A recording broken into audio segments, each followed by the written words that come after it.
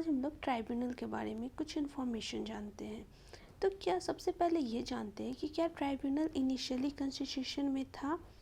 तो नहीं, tribunal initially constitution में नहीं था। ठीक है, हमारा कॉन्स्टिट्यूशन कब अडॉप्ट हुआ है? तो हमारा कॉन्स्टिट्यूशन 26 नवंबर 1949 को बन गया था, लेकिन ये फोर्स में कब आया?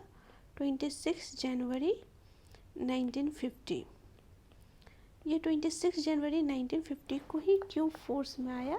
इसका आंसर अगर पता है तो सही है, अगर नहीं पता है तो आप लोग खुद पता कीजिए, गूगल कीजिए और नहीं। ठीक है, चलिए मैं ही बता देती हूँ। 26 जनवरी 1930 को डिसाइड किया गया था कि वो इसको as a independence day celebrate करेंगे। तो उस डे को इम्पॉर्टेंट बनाने के लिए 26 जनवरी 1950 को इसको फोर्स में लाया गया कॉन्स्टिट्यूशन को। ठीक है, तो ट्राइब्यूनल इनिशियली तो कॉन्स्टिट्यूशन में नहीं था, लेकिन अब ये कॉन्स्टिट्यूशन में ऐड कैसे किया गया? तो इसके लिए 42nd अमेंडमेंट एक्ट के थ्रू ट्राइब्यूनल्स को ऐड किया गया। ठीक है, ये कब हुआ था? 42nd amendment act 1976। इसको मिनी कॉन्स्टिट्यूशन भी बोलते हैं। क्यों बोलते हैं? क्योंकि इसमें बहुत ज़्यादा चेंजेस कर दिया गया था, जो खुद में एक छोटा सा कॉन्स्टिट्यूशन का कॉन्स्टिट्यूशन ही लग रहा था देखने में। तो इसके लिए इसको मिनी कॉन्स्टिट्यूशन भी बोलते हैं। ठीक है, इसमें अमेंडमेंट के बाद 42nd अमेंडमेंट के बाद इसमें ट्राइब्यूनल्स ऐड किया गया और पार्ट 14 ऐड किया गया कॉन्स्टिट्यूशन में। ठीक है, पार्ट 14A कॉन्स्टिट्यूशन में ऐड किया गया। इसमें दो आर्टिकल्स ऐड किया गया, एक आर्टिकल 323A और दूसरा आर्टिकल 323B। ठीक है, अब आर्टिकल 323A में क्या है? आर्टिकल 328 में ए में एडमिनिस्ट्रेटिव ट्राइब्यूनल्स के बारे में है कि जितने भी एडमिनिस्ट्रेशन से रिलेटेड केसेस होंगे वो इसको सॉल्व करेगा। ठीक है, ये ट्राइब्यूनल। और इसमें आर्टिकल 323B में ट्राइब्यूनल अदर पर्पस के लिए है, अदर पर्पस के लिए।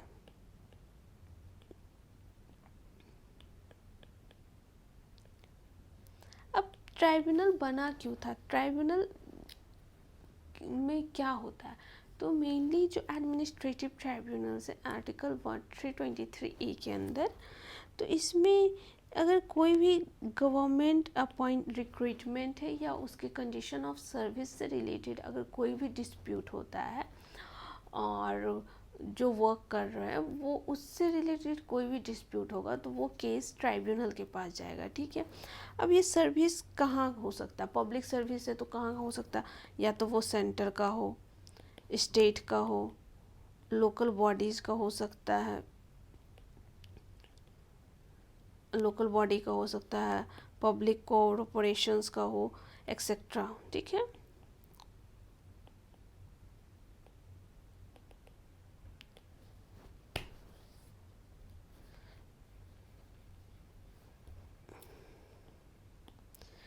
लेकिन ट्राइब्यूनल सेटअप क्यों किया गया था? तो ट्राइब्यूनल्स का दो एम था। ठीक है, एक तो स्पीडी जस्टिस, दूसरा इनएक्सपेंसिव जस्टिस। लेकिन इसी को लेके इसका क्रिटिसिज्म भी है कि जो इसका मेन एम था स्पीडी जस्टिस का, वो बाद में देखते हैं कि चंद्र कुमार केस होता है उसमें ये बोला जाता है जो मेन इसका एम था, तो फिर वो प्रोसेस डिले ही हो जाता है, तो उसको आगे जानते हैं। ठीक है, तो इसके लिए इसका क्रिटिसिज्म भी होता है कभी कभी। और इसमें बहुत नॉमिनल फ़ी है, तो इनएक्सपेंसिव है क्योंकि इसमें बस 50 रुपये जो भी अपील कर रहे होते हैं उनको 50 रुपये देना होता है, और जो कि काफ़ी कम है। अगर आप किसी लॉयर को हायर कर रहे हो तो उनका फ़ीस तो काफ़ी ज़्यादा होता है। ठीक है, तो इसमें मेनली एक आता है सेंट्रल एडमिनिस्ट्रेटिव ट्राइब्यूनल। ठीक है, इसको कैट भी बोल सकते हैं। इसमें इसमें का जो पार्लियामेंट है वो एक सेंटर में सेंट्रल एडमिनिस्ट्रेटिव ट्राइब्यूनल सेटअप की है और टोटल 17 रेगुलर ब्रांचेस है, ठीक है। और इसका 15 तो स्टेट हाई कोर्ट से वहाँ ब्रांचेस है और 2 लखनऊ एंड जयपुर में है, और बाकी एक जो मेन ब्रांच है वो कहाँ है, वो है दिल्ली में, ठीक है। ये सेंट्रल का हो गया, बाकी 17 रेगुलर ब्रांचेस हो गया। अब इसमें कितने मेंबर्स होते हैं, तो अभी एक चेयरपर्सन होंगे और बाकी मेंबर्स होंगे, लेकिन इनिशियली इसमें बाकी मेंबर्स होंगे। और अभी का क्या स्ट्रेंथ है, तो अभी टोटल 65 मेंबर्स है, ठीक है। लेकिन जब ये इनिशियली बना था, एक्ट पास किया गया था एडमिनिस्ट्रेटिव ट्राइब्यूनल एक्ट 1985, जिसके अंदर सेंट्रल एडमिनिस्ट्रेटिव ट्राइब्यूनल बना, ठीक है। तो जब ये एक्ट पास किया गया था एडमिनिस्ट्रेटिव ट्राइब्यूनल एक्ट, तो इसके अंदर था कि भैया एक चेयरपर्सन होंगे, एक वाइस चेयरपर्सन होंगे और मेंबर्स होंगे। लेकिन इसको 2006 में अमेंड किया गया और वहाँ से वाइस चेयर पर्सन का जो भी था सीट उनको रिमूव करके अब बोला गया कि बस चेयरपर्सन और मेंबर्स होंगे। इनके चेयरपर्सन को कौन अपॉइंट करता है, तो प्रेसिडेंट अपॉइंट करते हैं। और ईयर क्या होता है, तो चेयरपर्सन का होता है 5 ईयर रिटायरमेंट का, मतलब कितना ड्यूरेशन ऑफ सर्विस होता है, तो 5 ईयर या फिर 65 ईयर्स, या तो उनका 5 ईयर्स पहले कंप्लीट हो जाए या फिर 65 ईयर्स हो जाए, जो भी पहले होगा तो उसके अकॉर्डिंग उनको रिटायर करना होगा। और मेंबर्स का रिटायरमेंट एज क्या होता है, 5 ईयर और 62 ईयर्स। तो ये काफ़ी इंपॉर्टेंट पॉइंट है कि मेंबर्स का 62 ईयर्स ही मैक्सिमम है, वहीं चेयरपर्सन का 65 ईयर्स है। तो इस यहाँ से क्वेश्चन बनने का चांसेस है, ठीक है। अब इसमें केसेस तो है कि जो भी है गवर्नमेंट रिक्रूटमेंट और कंडीशन ऑफ सर्विस से रिलेटेड अगर कोई भी डिस्प्यूट होता है, central all India services, state services, local body services या फिर civilian defence services. Civilian defence services मतलब ये हुआ कि बहुत सारा कुछ पोस्ट होता है डिफेंस में, जैसे डॉक्टर्स वगैरह का, तो वो सिविलियंस में आते हैं, वो डिफेंस में नहीं आते। तो ये सारे केसेस को तो obviously central administrative tribunal handle करेगी, लेकिन यहाँ पे कुछ एक्सेप्शंस भी है जो सेंट्रल एडमिनिस्ट्रेटिव ट्राइब्यूनल हैंडल नहीं करेगी। तो कौन कौन से केसेस सेंट्रल एडमिनिस्ट्रेटिव हैंडल नहीं करेगी, तो अगर कोई भी डिफेंस फोर्स से रिलेटेड केस है तो वो सेंट्रल एडमिनिस्ट्रेटिव ट्राइब्यूनल हैंडल नहीं करेगी। फिर सुप्रीम कोर्ट या हाई कोर्ट के सुप्रीम कोर्ट और हाई कोर्ट के ऑफिसर्स से रिलेटेड कोई केस है या फिर कोई और पोस्ट के एम्प्लॉय से रिलेटेड केसेस है तो वो ट्राइब्यूनल हैंडल नहीं करेगी। सेक्रेटेरिएट ऑफ पार्लियामेंट से रिलेटेड कोई केस है तो वो भी ट्राइब्यूनल के पास नहीं जाएगा, ठीक है।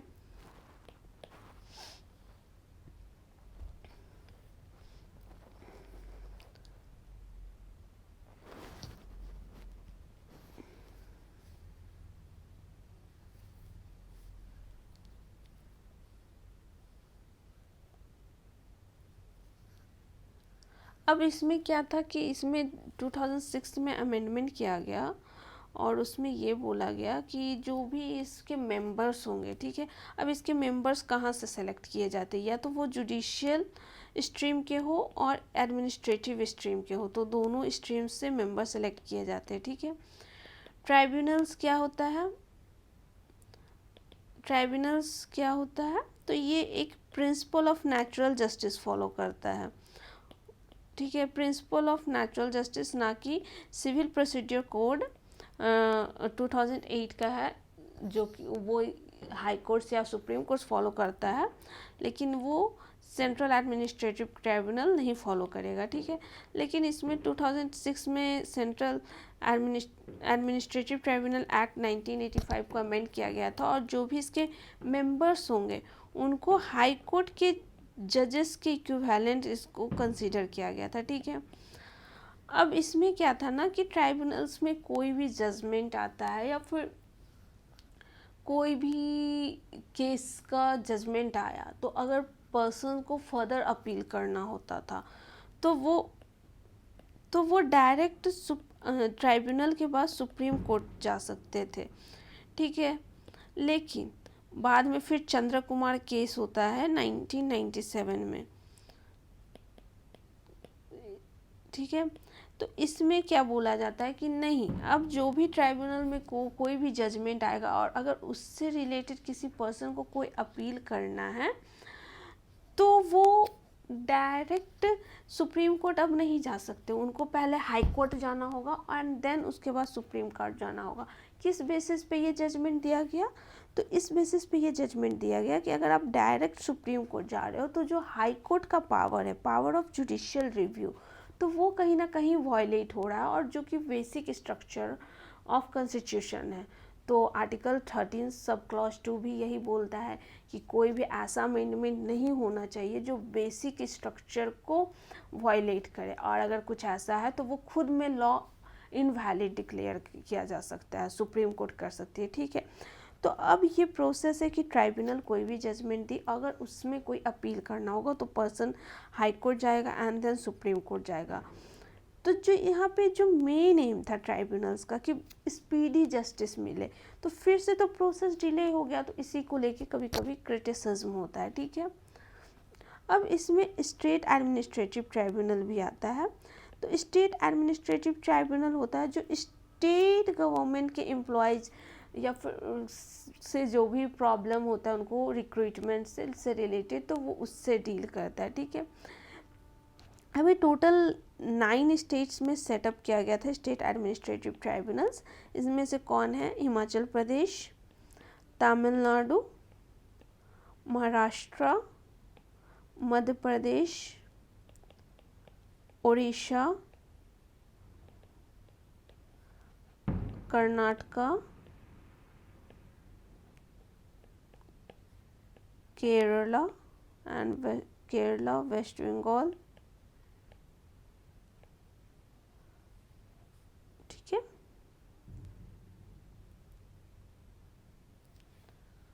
लेकिन इसमें से बाद में है जो कि 3 स्टेट्स ने बोला था कि मुझे इससे बाहर निकलना, और उन लोगों ने स्टेट एडमिनिस्ट्रेटिव ट्राइब्यूनल को एबॉलिश कर दिया गया था, और वो है मध्य प्रदेश, तमिलनाडु एंड हिमाचल प्रदेश। बट बाद में फिर हिमाचल प्रदेश रीस्टोर कर लेती है ट्राइब्यूनल को, और तमिलनाडु ने भी बोला है कि वो एप्लीकेशन दे रखा है कि हम उसको भी रीस्टोर करना है, एंड हरियाणा ने अप्लाई किया है कि उसको भी स्टेट एडमिनिस्ट्रेटिव ट्राइब्यूनल सेटअप करना है।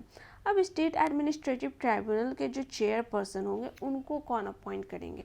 तो उनको प्रेसिडेंट अपॉइंट करेंगे, लेकिन in consultation with plus governor का कंसल्ट करके, जो गवर्नर से कंसल्ट करने के बाद उनके चेयरपर्सन और मेंबर्स को अपॉइंट करेंगे। अब दो से अधिक स्टेट्स भी एक साथ मिलके अपना खुद का एक एडमिनिस्ट्रेटिव ट्राइब्यूनल सेटअप कर सकते हैं, उसको जॉइंट एडमिनिस्ट्रेटिव ट्राइब्यूनल बोलते हैं, जैट भी बोल सकते हैं। तो इसमें इसके जो चेयरपर्सन होंगे उनको कौन अपॉइंट करेंगे? तो यहाँ पे भी प्रेसिडेंट करेंगे, और जो जितने भी स्टेट साथ में आएंगे सारे के गवर्नर्स को कंसल्ट करके इनके भी चेयरपर्सन को प्रेसिडेंट ही अपॉइंट करेंगे, ठीक है। अब आते हैं कि ट्राइब्यूनल जो अदर मैटर्स से डील करेगा वो किस आर्टिकल में आएगा? तो वो आर्टिकल 323B के अंदर आएगा,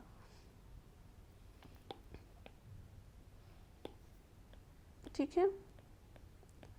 अब इसमें कौन कौन सा मैटर्स आता है? तो इसमें लैंड रिफॉर्म से कोई डिस्प्यूट है वो आएगा, फाइनेंशियल मैटर्स से कोई डिस्प्यूट है वो आएगा, जैसे टैक्स हो गया, टैक्सेशन हो गया, फाइनेंशियल मैटर्स, ठीक है। टैक्सेशन फॉरेन एक्सचेंज से रिलेटेड है,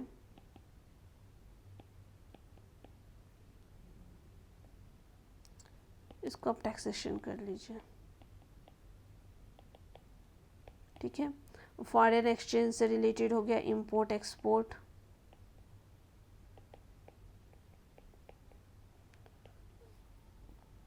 इंडस्ट्रियल एंड लेबर लॉ,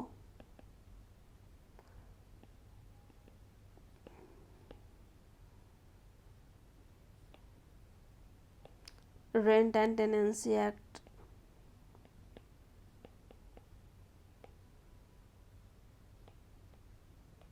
ये इनिशियली नहीं था रेंट एंड टेनेंसी एक्ट, इसको ऐड किया गया था 75th अमेंडमेंट एक्ट 1993 के थ्रू। 73rd अमेंडमेंट एक्ट में इसको ऐड किया गया था, इस प्रोविजन को। ठीक है, ये आर्टिकल 323B हो गया।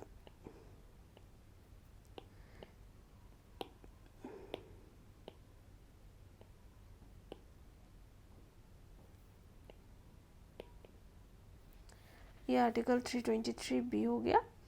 अब आर्टिकल 323A और आर्टिकल 323B में क्या डिफरेंस है?